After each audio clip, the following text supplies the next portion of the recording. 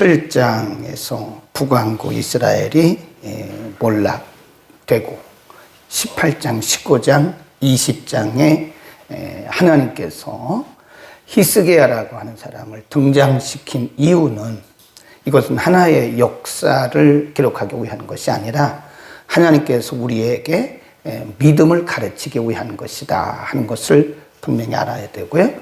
어제 아침에 말씀드린 것처럼 인생 그리고 성경은 하나님의 드라마예요. 하나님께서 우리의 삶 속에, 한 국가 속에, 또 우리의 공동체 속에 어떻게 개입하시고 가입하시는지를 간섭하시는지를 우리에게 가르쳐주는 그 한편의 드라마죠. 그러니까 하나님께서 히스기야를 이렇게 등장시킨 것은 이거 역사가 아니에요. 히스기야를 보고 배우라는 겁니다. 믿음은 원리적으로 그리고 원천적으로 말하면 하나님의 은혜입니다. 우리가 아무리 믿으려고 해도 하나님께서 우리에게 믿음을 주시지 않으면 못 믿어요.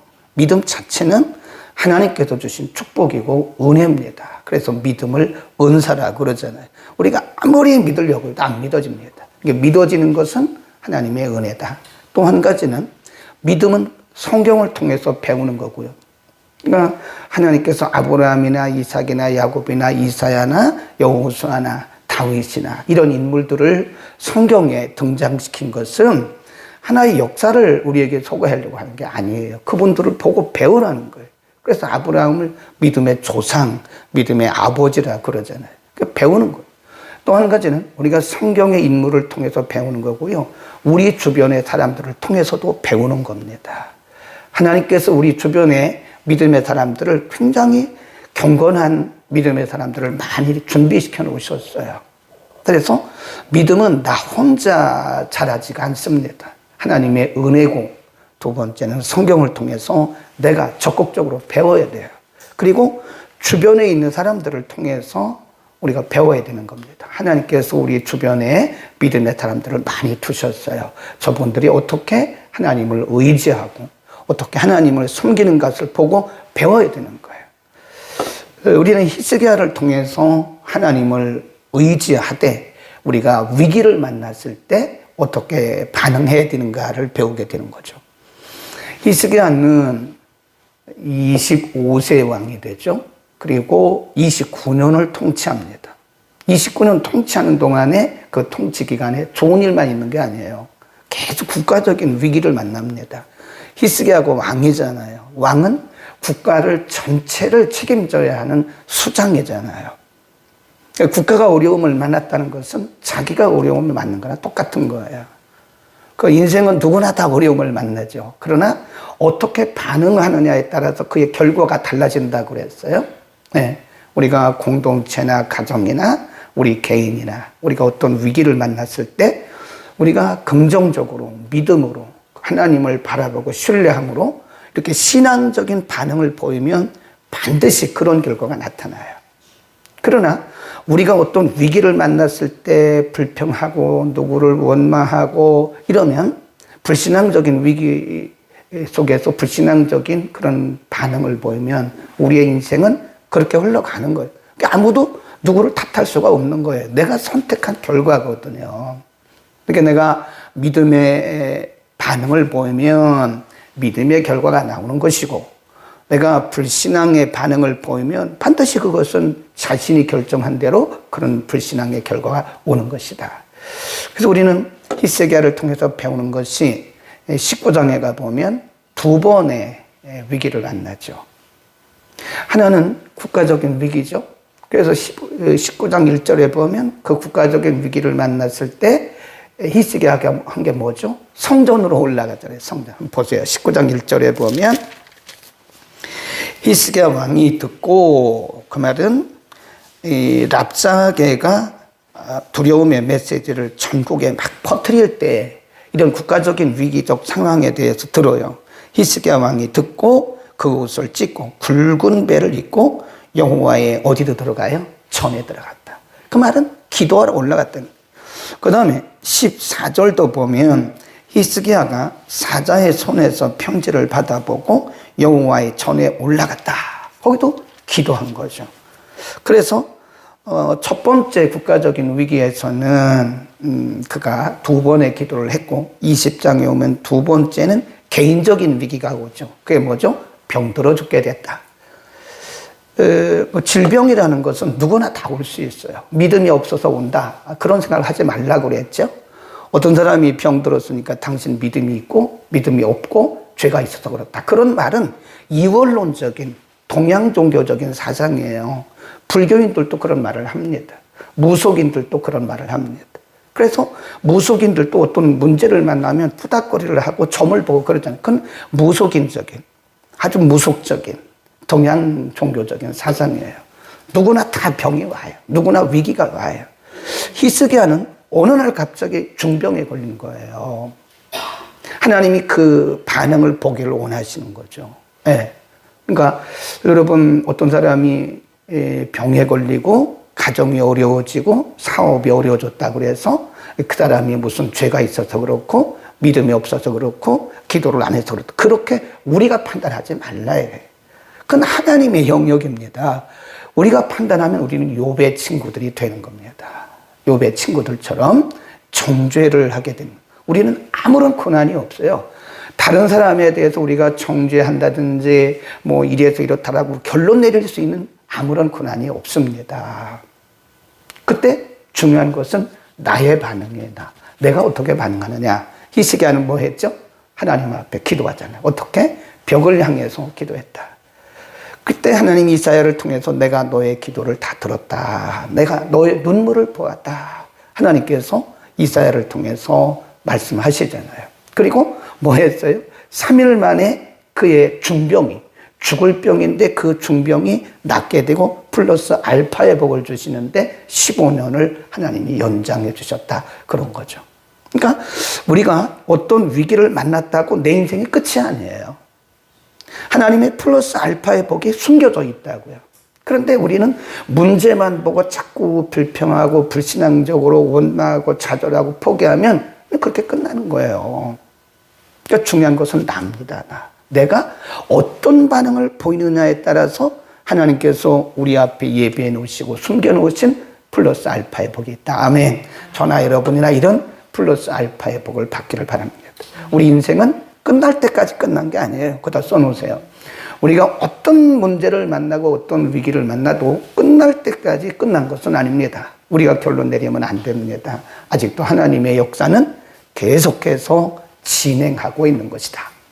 근데 우리는 자꾸 우리 안목에서 문제를 바라보고 문제에 치이는 거예요. 문제보다 크신 문제 건너편에 계신 그 하나님을 우리가 바라봐야 되는데, 그리고 나서 이제 오늘 본문에 보면 그 문제가 해결된 이후에 히스기야가 어떻게 이게 굉장히 중요합니다. 우리가 공사를 하잖아요. 공사를 하면 마감 공사를 안 하면 그게 완성된 게 아니에요. 마감을 잘 해야 됩니다. 인생도 마감을 잘해야 돼요. 아무리 잘했어도 마지막에서 마감을 잘못하면 그 인생은 성공한 인생이 아니에요. 우리의 신앙도 그렇습니다. 이 마감을 잘 해야 됩니다. 왜냐하면 우리의 원수 마귀가 있기 때문에 그래요. 우리의 원수 마귀는 이 호시탐탐 틈을 타요. 네. 언제 틈을 타느냐? 우리가 하나님의 축복을 받았을 때. 자, 12절입니다. 그때 발라단의 아들 바벨론 왕 브로닥 발라단이 히스기야가 병들었다 함을 듣고 편지와 예물을 저에게 보냈다. 이 말은 지금 바벨론 왕이 사절단을 보낸 거예요. 사절단을.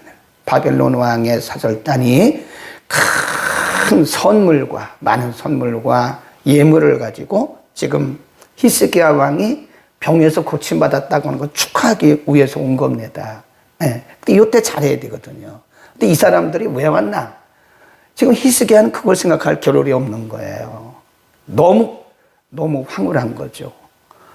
어떤 나라도 지금 자기에게 병에서 나았다고 사절단을 보낸 적이 없는데 바벨론 왕이 많은 예물과 함께 사절단을 보내니까 지금 히스기야 왕이 감동한 거죠.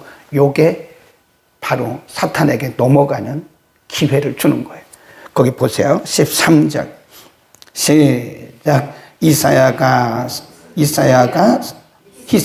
시작. 히스기야가 선지자의 말을 듣고 자기 보물고의 금은과 향품과 보배로운 기름과 그 군기고와 내탄고의 모든 것을 다 사자에게 보였는데 왕궁의 그 나라 안에 있는 것을 보이 아니하는 것이 없으니라. 그 사절단에게 너무 간결하게 나왔고요. 내탄고 보물고 이건 뭐냐면 1급 비밀입니다. 왕궁에 있는 중요한 1급 비밀을 그 사절단에게 다 보여줘요. 그리고 군기고에 있는 모든 거 이게 1급 비밀이거든요. 네. 국가의 1급 비밀들을 다 보여준 거예요. 너무 흥분한 거예요. 너무 흥분한 겁니다. 너무 감사해서 흥분해요. 그때 하나님께서 선지자 이사야를 통해서 이렇게 말씀하세요. 14절 시작. 선지자 이사야가 히스기야 왕에게 나와서 이르되 이 사람들이 무슨 말을 하였으며 어디서부터 왕에게 왔나이까. 히스기야가 가로되 먼 지방 바벨론에서 왔나이다. 이사야가 가로되 저희가 왕궁에서 무엇을 보았나이까. 히스기야가 대답하되 내궁에 있는 것을 저희가 다 보았나니 나의 내탕고에서 하나도 보이지 아니한 것이 없나이다. 그때 이사야를 통해서 하나님이 너의 실수다. 앞으로 내 나라가 이 사람들이 중요한 비밀을 다 보았기 때문에 이 나라가 너의 나라를 이렇게 할 것이다 라고 알려주신, 미래를 알려주신 그 실수죠. 거기 보세요. 17절입니다. 16절 제가 먼저 읽고요. 이사야가 히스기야에게 이르되 여호와의 말씀을 들으소서. 17절 다 같이 시작. 여호와의 말씀이 날이 이르리니 무릇 왕궁의 모든 것과 왕의 열조가 오늘까지 두었던 것을 바벨론으로 옮긴가 되고 하나도 남지 아니할 것이요 또 왕의 몸에서 날 아들 중에서 사로잡혀 바벨론 왕궁의 환관이 되리라 하셨나이다. 하나님이 히스기야에게 미래의 일을 말씀하시면서 이사야를 통해서 내가 보인 이것 때문에 장차 바벨론이 와서 내 왕궁 그리고 군기고 이 모든 것들을 다 가져갈 것이다. 이게 실수예요. 우리가 히스기야를 통해서 배워야 하는 것이 아까 서론에서 말씀드린 것처럼 어떤 위기를 만났을 때 우리가 믿음으로 대처하는 것이고요. 두 번째는 하나님이 우리에게 응답하시고 축복하셨을 때 우리가 어떤 자세를 가져야 되느냐. 이때 여기서 무너져요. 대부분. 기도는 열심히 하고 응답을 받았는데 응답받고 무너지는 경우가 굉장히 많습니다. 지금 히스기야는 응답받고 무너진 거예요. 응답받고 무너진 겁니다. 그래서 우리가 늘 끝까지 잘해야 돼요. 기도도 끝까지 잘해야 되고 하나님께서 우리에게 기도할 때 주신 그 초심을 끝까지 유지해야 되는데 우리가 중간에 이렇게 히스기야처럼 흥분합니다. 흥분하면 안 돼요. 우리는 끝까지 차분해야 됩니다. 하나님께서 우리에게 어떤 복을 주시고 하나님께서 우리에게 어떤 은혜를 주시고 하나님께서 우리에게 어떤 응답을 주시든 간에 이것은 하나님의 절대적인 은혜다. 이것은 하나님의 전적인 은혜라고 믿고 우리는 차분하게 끝까지 가야 돼요. 왜 그렇죠? 우리의 원수 마귀가 우리를 무너뜨리기 위해서 호시탐탐 노리고 있는 거예요. 지금 히스기야는 잘 나가다가 마지막에 가서 원수에게 속아버렸어요. 그 사절단을 왜 보냈는데요? 히스기야를 위해서 보낸 것도 있지만 사실은 그게 정탐하러 온 사람들이라고요. 사탄은 우리를 위하는 것처럼 보입니다. 우리의 원수는 우리를 위하는 것처럼 보이지만 사실은 우리를 넘어뜨리는 것이 그의 목적이에요. 그러니까 처음에 우리에게 접근해 올 때는요, 좋은 모습으로 접근해 와요. 이단들도 똑같잖아요. 이단들이 우리에게 접근할 때 얼마나 멋있게 접근하는데요. 진짜인 것처럼, 믿음이 좋은 것처럼, 얼마나 영적인 것처럼 그렇게 접근을 해요. 그러니까 사람들이 거의 10중 8구는 쑥 빠져들어가는 거. 저 사람 되게 멋있다. 야, 평소에 들어보지 못한 얘기네. 대단하네. 이런 거예요. 그러니까 이단들의 이단들에게 빠지는 사람들이 10중 8구는 그들의 전략에 넘어가는, 그게 사탄의 전략이에요. 사탄은 항상 우리를 넘어뜨릴 목적을 가지고 오는데 항상 우리에게 멋있게 아름답게 믿음이 있는 것처럼 그렇게 접근해 온다. 그래서 우리가 분별력이 없으면 안 돼요. 언제 우리가 방심하지 말아야 돼요? 응답받았을 때. 하나님이 우리를 축복하셨을 때 우리는 굉장히 조심해야 됩니다. 흥분하면 안 돼요. 우리는 이 흥분하는 그런 성향이 있어요. 하나님이 은혜 주시고 복 주시고 막 이러면 막 흥분합니다. 근데 그때 마귀가 틈을 타는 거예요. 그러니까 항상 조심해야 돼요. 우리가 잘 나가다가 무너지는 이유 중에 하나가 뭐냐면 사단의 그 계략을 모르는 거라. 사단이 그때 틈을 탄다는 것을 몰라요. 우리가 경험적으로 보면 우리 개인도 그렇고 우리 여러분들, 우리 주변에 우리 교회뿐만 아니라 이 교회 밖에 여러분들을 보면 잘 나가다 넘어지는 분들의 특징이 뭐냐면 흥분한 거예요. 흥분. 하나님이 너무 나를 축복하셨다. 하나님이 응답하셨다. 내가 이렇게 기도했더니 하나님이 이렇게 응답하셨다고 흥분하는 거예요. 우리는 흥분하면 안 됩니다. 네, 그래서 항상 영어로 calm down 해야 돼요. 항상 마음을 진정시켜야 돼요. 모두가 하나님의 은혜이기 때문에. 그래서 하나님이 우리에게 은혜 주실 때는 항상 긴장을 해야 돼요. 누가 치고 들어와요? 두려워할 것은 없어요. 그런데 반드시 나를 무너뜨리기 위해서 나를 공격해 올 것이라는 사실을 반드시 염두에 둬야 돼요. 언제? 축복받았을 때. 대부분 축복받고 넘어지는 경우가 많아요. 대부분 응답받고 넘어지는 경우를 굉장히 많이 봤어요. 왜 그렇죠? 방심해서 그래요. 그 탐을 노리는 거예요. 지금 호시탐탐이란 말은 마귀는 우리를 무너뜨리는 것이 목적이기 때문에 호시탐탐 기회를 엿보는 거예요. 기회.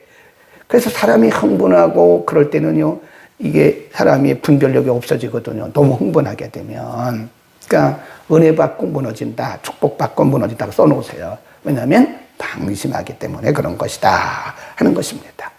우리에게 모든 일들이 잘 되도록 하나님이 형통한 복을 주실 때 우리는 그때 더 겸손해져요. 낮아지고 겸손하고 낮아지고 겸손하고, 이것은 내 노력도 아니고 내 공로도 아니고 내 믿음도 아니고 하나님의 전적인 은혜인 것을 우리가 알아야 돼요. 그래서 항상 겸손해야 돼요. 하나님의 은혜다, 하나님의 은혜다, 하나님의 은혜다. 아멘. 그러니까 여러분이 잘 될 때요, 괜히 목에 힘주면 안 됩니다. 괜히 막 흥분해가지고 그러면 안 됩니다. 반드시 공격해 옵니다. 그래서 우리가 교회도 보면요, 이렇게 막 부흥되어 가려고 하면 꼭 틈을 타요. 그래서 교회가 막 부흥되려고 할 때 그때 기도해야 돼요. 그때 기도에 불을 막 붙여야 됩니다. 제가 여러분에게 얘기하는 게 그 우연이 아니다 그랬죠. 예, 성전 기도를 하다고요. 성전 기도. 오고 가면서 시간을 내서 단 20분이라도, 단 10분이라도 시간을 딱 정하세요. 그게 바로 성전 기도요. 그게 무슨 기도라고 그랬어요? 우리가 흔히 말하는 여러 가지로 표현을 하는데 작정 기도, 성전 작정 기도. 시간을 딱 정해요. 그리고 그 시간에 기도하면 됩니다. 요즘에 기도의 불이 조금씩 타오르게 해서 너무 감사하고, 여러분도 좀 오세요. 시간을 정해서 단 10분이라도 하세요. 예, 아무도 없는 시간에. 여럿이 하면 좋겠지만 또 어떤 분은 개인적으로 하는 것을 좋아하니까 조용히 아무도 없는 시간에 릴레이로 이렇게 기도하면 굉장히 좋더라. 교회도 항상 보면 이 교회가 성전 건축할 때 시험에 들지 않은 교회가 거의 없습니다. 10교회 중에 9교회는 시험에 듭니다. 큰 교회고 작은 교회고, 그리고 목사님 개인적으로 성전 건축하다가 이렇게 사임한 사람들이 굉장히 많아요. 네, 우리 옆 동네에 굉장히 큰 교회가 있는데 그 교회는 성전 건축하고 목사님이 사임했어요. 왜 그럴까요? 항상 마귀는 그때 틈을 타는 거라니까요. 네, 그때. 그러니까 우리는 마귀의 전략에 절대 넘어가면 안 됩니다. 아멘. 뭘 해야 된다고요? 하나님의 은혜다. 하나님의 은혜다. 그리고 겸손. 그래, 흥분하지 말라고요. 잘못하면 흥분해요. 큰일 나요. 흥분하면 반드시 넘어집니다. 막 흔드는 거예요, 마귀가 와서. 근데 그걸 모르는 거예요. 지금 마귀가 나를 흔들고 있고 나를 지금 막 넘어뜨리려고 내가 마귀에게 휘둘리고 있다는 사실을 모르는 거예요, 흥분하다 보면. 그러니까 차분해집니다. 우리 신앙은요, 좀 냉철할 필요가 있어요. 네, 이성을 되찾아야 됩니다. 잘 나갈 때 이성을 되찾고 냉철하게 하나님을 바라보고 나의 시선이 흐트러지지 않는가를 우리는 잘 보세요. 저를 포함해서 누구나 흐트러질 가능성이 커요. 네. 우리는 요걸 반드시 기억을 해야 되고요. 마지막 또 한번 보세요. 19절 보세요. 하나님께서 이사야를 통해서 히스기야를 책망하시는 거예요. 너의 그런 모습 때문에 네가 지금 내 탕고와 군기고를 다 보인 것 때문에 이제 바벨론이 와가지고 그곳을 다 차지하고 끌어갈 것이다. 책망하시는 거예요. 19절 시작. 히스기야가 이사야에게 이르되 당신의 전한 바 여호와의 말씀이 선하니이다 하고 또 만일 나의 사는 나의 평과 진실이 없을진데 어찌 선하지 아니하리요 하니라. 나의 사는 날에 태평과 진실이 없을진데 어찌 선하지 아니하리. 어찌 선하지 아니하요. 그 말은 하나님의 그 말씀에 대해서 제가 아멘합니다. 그 말이에요. 쉽지 않죠. 하나님의 응답받고 지금 나라가 정상으로 됐고 그리고 죽을 병에서 고침받고 15년을 더 선물로 보너스의 선물을 받았고 그럴 때 바로 자기의 실수로 인해서 하나님이 네 나라가 바벨론에 잡혀갈 것을 말씀했을 때 하나님 그럴 수 있습니까? 라고 말하지 않고 맞습니다. 인정합니다. 그러잖아요. 이게 바로 믿음의 자세입니다. 우리는 많은 경우에 그런 것을 인정을 안 해요. 하나님 제가 뭘 잘못했는데요. 하나님 제가 얼마나 기도했습니까? 이거는 하나님 앞에 옳지 않은 자세예요. 히스기야 왕은 19절에서 그걸 그대로 수용합니다. 자기의 잘못을 인정하는 거예요. 네. 그리고 29년 만에 통치해서 내려놓고 그는 죽게 되는 거잖아요. 그러니까 우리는 이런 면들을 다 배워야 돼요. 그러니까 어떤 위기를 만났을 때는 우리가 사람 찾아가지 말고 그냥 우왕좌왕하지 말고 부하내동, 조금 어려운 말인데 부하내동이란 말은 마음이 막 움직이는 걸 말해요. 그냥 이 속에서 갈등이 일어난 것을 부하내동이라고 합니다. 그러지 말고 하나님께 시선을 두고 하나님께 기도하라 이래. 그러면 하나님께서 응답하시는데 하나님께서 때로는 우리가 기도한 것보다 플러스 알파의 복을 주실 때도 있다는. 근데 그 플러스 알파의 복을 받을 때 그것은 내 능력도 아니고 내가 기도 많이 해서 그런 것도 아니에요. 우리가 뭘 기도를 얼마나 많이 했겠습니까? 했으면. 그러니까 내가 기도 많이 해서 그런 것도 아니고 기도한 건 당연한 거고요. 내가 믿음이 좋아서 그런 것도 아니고 그것은 100% 전적인 하나님의 은혜예요. 아멘. 그리고 우리는 겸손하자고요. 내려놓고 흥분하지 말고 제발. 저나 여러분이나 흥분하다가 무너지는 거예요. 흥분하다가 넘어지는 거예요. 흥분하다가 마귀에게 사로잡혀가지고 막 휘둘리는 겁니다. 많은 분들이 마귀에게 휘둘리는 것은요, 자기 이성을 잃은 거예요, 지금.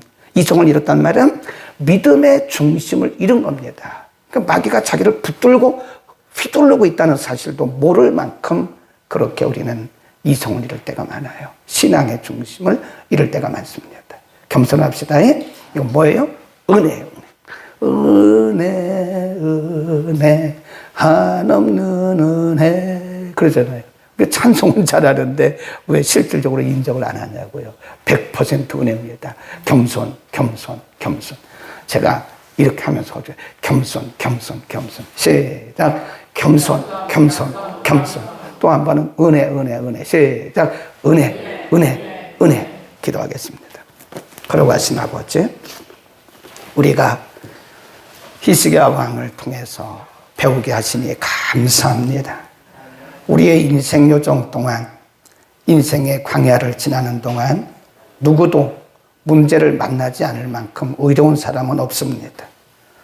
하나님, 여러 가지 문제를 만날 때마다 우리는 히스기야 왕처럼 언제나 하나님을 바라보고 하나님을 의뢰하게 하옵소서.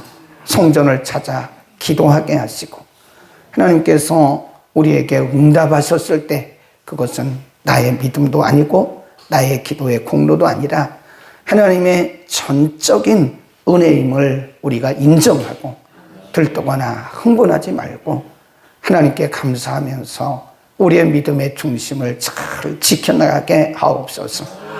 우리의 원수마귀는 우리를 무너뜨리는 것이 목표이기 때문에 언제든지 호시탐탐 우리의 틈을 엿보고 있음을 언제나 방심하지 말고 기억하고 늘 깨어 있어서 사단의 전략에 무너지지 않도록 우리가 휘말리지 않도록 하나님 우리에게 분별력도 허락하여 주옵소서. 하나님 우리가 무엇을 드리고 있든지 그것은 전적인 하나님의 은혜입니다. 언제나 겸손하게 하옵소서. 첫째도 겸손, 둘째도 겸손, 셋째도 겸손입니다. 겸손의 영을 끝까지 주셔서 우리가 끝까지 하나님의 은혜와 하나님의 복을 누리며 살게 하옵소서.